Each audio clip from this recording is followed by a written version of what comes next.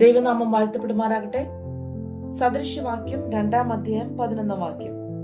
വകതിരിവ് നിന്നെ കാക്കും, വിവേകം നിന്നെ സൂക്ഷിക്കും. ദൈവവചന പ്രകാരമുള്ള പരിജ്ഞാനത്തിന്റെ പ്രൊട്ടക്ഷനെ കുറിച്ചാണ് ഇന്ന് നമ്മൾ ചിന്തിക്കാൻ പോകുന്നത്. അതിന്റെ ആദ്യത്തെ വാക്യത്തിൽ വായിക്കുന്നു, വകതിരിവ് നിന്നെ കാക്കും. എന്താണ് യഥാർത്ഥമായിട്ടുള്ള വകതിരിവ്? നമ്മളൊരു കാര്യം സംസാരിക്കുന്നതിന് മുമ്പ് അതിനെക്കുറിച്ച് ചിന്തിക്കുക. ഞാൻ എന്താണ് പറയാൻ പോകുന്നത്?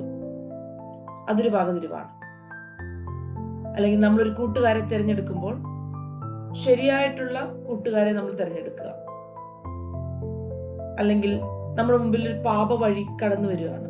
പാപത്തിന്റെ ചില റൂട്ട്സ് കടന്നു വരുമ്പോൾ അതിനെ വേർതിരിച്ചറിഞ്ഞ് അതിനെ മാറിപ്പോകുക. മറ്റൊരു കാര്യം എന്ന് പറയുന്നത്, ഏതെങ്കിലും ഒരു വിഷയത്തെ കുറിച്ച് നമുക്കൊരു പ്രതികരണം കടന്നു വരുമ്പോൾ അതിന് ഉടനടി പ്രതികരിക്കാതെ, അല്ലെങ്കിൽ ഒരു സിറ്റുവേഷനോട് നമ്മൾ എങ്ങനെ പ്രതികരിക്കുന്നു, ഒരു ആക്ഷൻ നമ്മൾ കടമ്പോൾ നമ്മുടെ റിയാക്ഷൻ എന്താണ്, ഇതെല്ലാം വകതിരിവിന്റെ ഗണത്തിൽപ്പെടുന്നതാണ്. ഇന്നത്തെ കാലഘട്ടം നമ്മൾ നോക്കുമ്പോൾ നമുക്കറിയാം, ഇൻഫ്ലുവൻസേഴ്സിന്റെ ഒരു കാലഘട്ടമാണ്. പല രീതിയിലുള്ള വീഡിയോസും അല്ലെങ്കിൽ ബ്ലോഗുകളെല്ലാം നമ്മളെ ഇൻഫ്ലുവൻസ് ചെയ്യാറുണ്ട്. നമ്മൾ റീൽസ് കണ്ട് കണ്ട് കണ്ട് കടന്നു പോകുമ്പോൾ ആ റീൽസ് കാണുന്നതിനനുസരിച്ച് അറിയാം നാളത്തെ നമ്മുടെ പ്രവർത്തികൾ. പലപ്പോഴും നമ്മൾ കാണുന്ന കാര്യങ്ങൾ നമ്മുടെ ജീവിതത്തെ, അല്ലെങ്കിൽ നമ്മുടെ വാക്കുകളെ, നമ്മുടെ പ്രവർത്തികളെ എല്ലാം ഇൻഫ്ലുവൻസ് ചെയ്യാറുണ്ട്. ഇന്ന് ഏറ്റവും അധികം വകതിരിവ് അല്ലെങ്കിൽ അണ്ടർസ്റ്റാൻഡിങ് അല്ലെങ്കിൽ ഡിസ്ക്രിഷൻ നമുക്ക് വേണ്ടത് ഇങ്ങനെയുള്ള വീഡിയോസ് നമ്മൾ കാണുന്നതിൽ തന്നെയാണ്. ശരിക്കും നമ്മളെ എന്താണ് നമ്മളെ ഈ ദിവസങ്ങളിൽ മുന്നോട്ട് നയിക്കുന്നത്?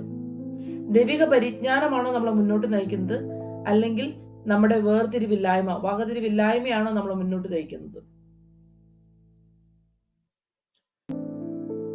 ഡിസ്ക്രീഷൻ എന്ന് പറയുന്ന ഒരു കാര്യം യഥാർത്ഥത്തിൽ നമ്മുടെ ഭവനത്തിന്റെ ഒരു ഗേറ്റ് പോലെയാണ്, ഈ വാതിൽ പോലെയാണ്. ആ ഒരു വകതിരിവ് നമുക്കുണ്ടെങ്കിൽ ഒരുപാട് പ്രശ്നങ്ങളിൽ നിന്ന് നമുക്ക് മാറി നിൽക്കുവാനായിട്ട് സാധിക്കും. സദൃശ്യവാക്യത്തിൽ പറയുന്ന ഓരോ കാര്യങ്ങളും, അതിന്റെ 12-ാം വാക്യത്തിൽ ഇങ്ങനെ പറയുന്നു, അത് നിന്നെ ദുഷ്ടന്റെ വഴിയിൽ നിന്നും വികടം പറയുന്നവരുടെ കൂട്ടത്തിൽ നിന്നും വിടുവിക്കും. യഥാർത്ഥമായിട്ടുള്ള വകതിരിവും വിവേകവുമുള്ളൊരു വ്യക്തി ദുഷ്ടന്മാരുടെ വഴിയിൽ നിന്ന് തന്നെ അകന്നു പോകുമെന്നാണ് ദൈവവചനം പറയുന്നത്. 11-ാം വാക്യത്തിന്റെ 2-ാം ഭാഗത്തിൽ ഇങ്ങനെ പറയുന്നു, വിവേകം നിന്നെ സൂക്ഷിക്കും. ശരിയും തെറ്റും തിരിച്ചറിയാനുള്ള വിവേകം നമ്മുടെ ജീവിതത്തിൽ ഉള്ളെങ്കിൽ നമ്മൾ മനസ്സിലാക്കേണ്ട കാര്യം, നമ്മുടെ പരിജ്ഞാനം നഷ്ടപ്പെട്ടിരിക്കുന്നു, അല്ലെങ്കിൽ പരിജ്ഞാനം നമുക്ക് ഇല്ല എന്നുള്ളതാണ്. പലരും പല കാര്യങ്ങൾ പറയുമ്പോൾ നമുക്ക് കേൾക്കാൻ സാധിക്കാറുണ്ട്, പരിജ്ഞാനമില്ലായ്മയുടെ കുറവ്. നമ്മൾ പറയുന്നൊരു കോമൺ ആയിട്ടുള്ള വാക്കാണ്, അവന് പരിജ്ഞാനമില്ല. എന്തുകൊണ്ടാണ് നമ്മുടെ ജീവിതത്തിൽ പരിജ്ഞാനമില്ലാതെ വരുന്നത്? പരിജ്ഞാനം എന്ന് പറയുന്നത് ആർക്കും പെട്ടെന്നൊരു ദിവസം ഉണ്ടാക്കിയെടുക്കാൻ കഴിയുന്നതല്ല.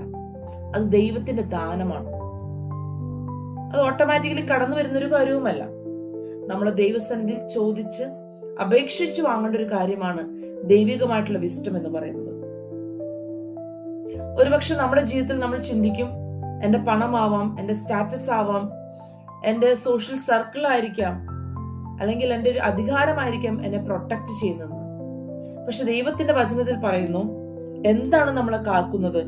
വകതിരിവാണ് നമ്മളെ പ്രൊട്ടക്ട് ചെയ്യുന്നത്, വിവേകമാണ് നമ്മളെ സൂക്ഷിക്കുന്നത്.